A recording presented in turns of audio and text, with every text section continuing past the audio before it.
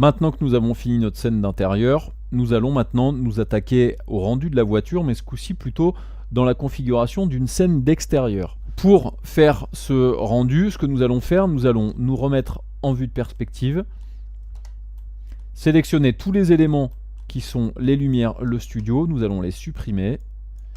Je me place en vue de dessus, je vais créer un plan en allant dans la catégorie ici des géométries, donc un plan tout ce qu'il y a de plus basique, voilà, qui va me permettre donc de faire mon sol. Je le déplace un tout petit peu, je me replace en vue de caméra, je vais déplacer mon sol parce qu'effectivement il n'est pas forcément à la bonne orientation.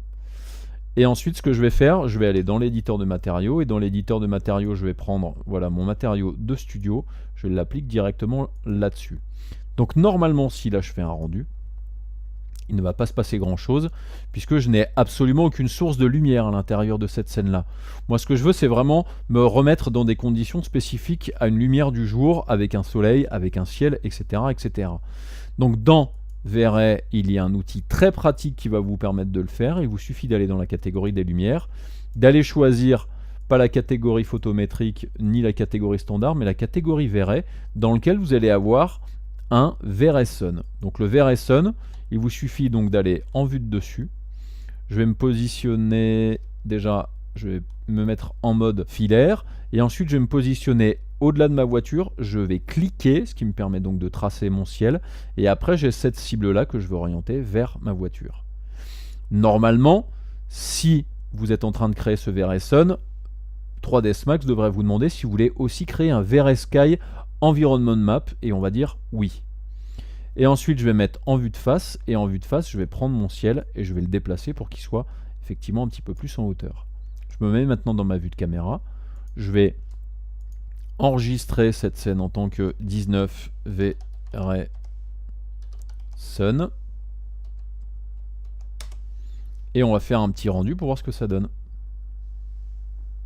Alors là, en règle générale, quand vous commencez à utiliser un V-Ray Sun, vous allez vous retrouver rapidement dans ce cas de figure là, c'est-à-dire que nous avons utilisé tout à l'heure une caméra qui était plutôt réglée pour une scène d'intérieur, qui était peut-être relativement sombre. Donc avec les paramètres de caméra qu'on a mis, du coup, eh bien forcément, on est obligé d'augmenter la sensibilité de la pellicule, de réduire la vitesse, d'ouvrir un petit peu plus notre objectif.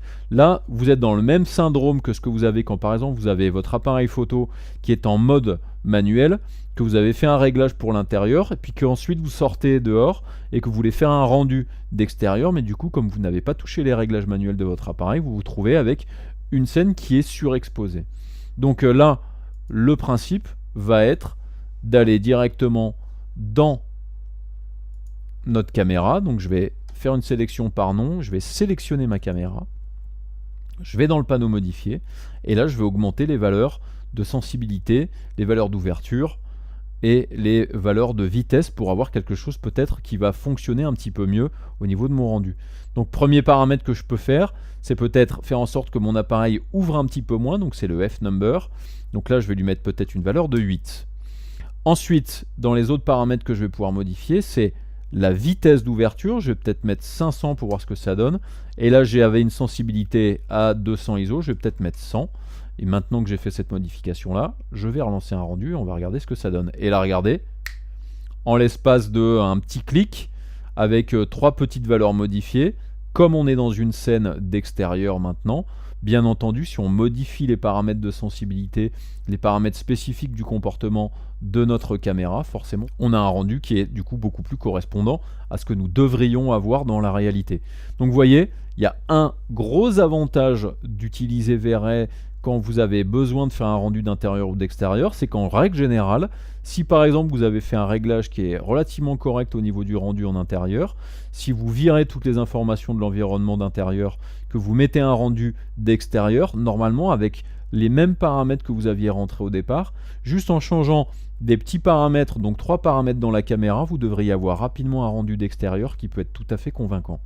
Si vous voulez aller un petit peu plus loin après avec le V-Ray Sun, à vous ensuite de venir un petit peu dans les paramètres qui sont ici. Donc vous allez pouvoir modifier plusieurs paramètres comme par exemple la possibilité de rendre le soleil invisible, d'activer ou désactiver cette option de sun.